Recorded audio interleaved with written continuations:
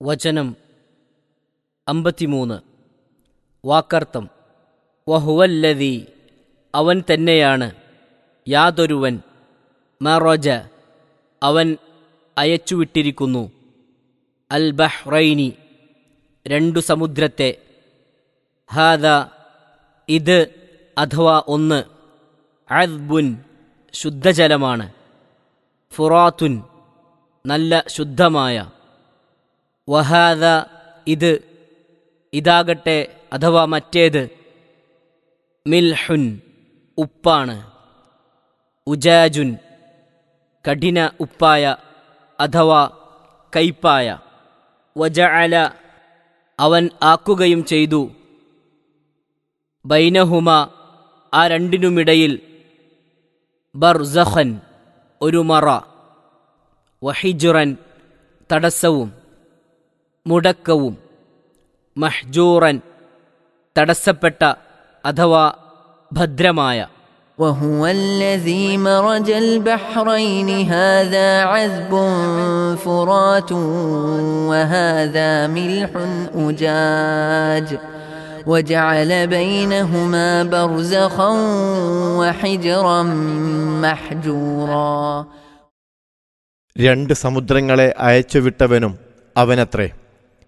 ഇത് അഥവാ ഒന്ന്, നല്ല സ്വച്ഛജലവും, അത് അഥവാ മറ്റേത് കയ്പായ ഉപ്പുജലവുമാകുന്നു.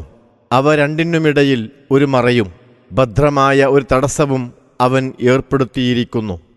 53-ാം വചനത്തിൻ്റെ വിശദീകരണം. രണ്ട് സമുദ്രങ്ങൾ കൊണ്ട് വിവക്ഷിക്കപ്പെടുന്നത് രണ്ടുതരം ജലസമൂഹമാകുന്നു. ഒന്ന് ശുദ്ധജലം, കുടിക്കുവാനും ദാഹം തീർക്കുവാനും പറ്റിയ ആസ്വാദ്യജലം. മറ്റേത് കഠിനമായ ഉപ്പുരസം നിമിത്തം കയ്പുള്ളതും കുടിക്കുവാൻ കൊള്ളാത്തതുമായ ജലം. പ്രകൃത്യാ തന്നെ ഈ വിരുദ്ധ സ്വഭാവങ്ങളുള്ള രണ്ട് ജലങ്ങളും ഭൂമിയിൽ ധാരാളം കാണാം. ബാഹ്യമായ ഒരു നിയന്ത്രണവും കൂടാതെ അവ അന്യോന്യം തൊട്ടും കൂടിച്ചേർന്നും കൊണ്ടിരിക്കുന്നു. അങ്ങനെ എത്രയോ കാലഘട്ടങ്ങൾ കഴിഞ്ഞുപോയിട്ടും ഒരു വിഭാഗം മറ്റേതിനെ കടന്നാക്രമിച്ച് പരാജയപ്പെടുത്തുകയോ തന്നിൽ ലയിപ്പിക്കുകയോ ചെയ്യുന്നില്ല. അഥവാ ഉപ്പുജലം ഇല്ലാതായി പകരം ശുദ്ധജലം അതിൻ്റെ സ്ഥാനം കൈക്കലാക്കുകയോ മറിച്ച് ഉപ്പുജലം അതിരുകടന്ന് ശുദ്ധജലം ഇല്ലാതാക്കുകയും ചെയ്യുന്നില്ല.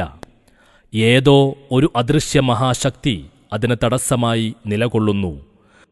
അള്ളാഹുവിൻ്റെ അപാരമായ കഴിവ് അഥവാ അൽ ഖുദ്റത്ത് ഒന്നുമാത്രമാണത്. സത്യവിശ്വാസത്തിൻ്റെയും അവിശ്വാസത്തിൻ്റെയും അഥവാ ഈമാനിൻ്റെയും കുഫറിൻ്റെയും ഇടക്കുള്ള അവസ്ഥയും ഇതുതന്നെ. ഒന്ന് മറ്റേതിൽ ലയിക്കുന്നതല്ല. അള്ളാഹുവിൻ്റെ മാർഗത്തിലുള്ള സമര മനസ്ഥിതിയാകുന്ന മറ സത്യവിശ്വാസികളിൽ നിലനിൽക്കുന്ന കാലത്തോളം സത്യവിശ്വാസമാകുന്ന ശുദ്ധജലസമുദ്രവും അവിശ്വാസമാകുന്ന ഉപ്പുജലസമുദ്രവും തമ്മിൽ സംയോജനം സാധ്യമല്ല. 5-ാമത്തെ ദൃഷ്ടാന്തം ഇതാകുന്നു.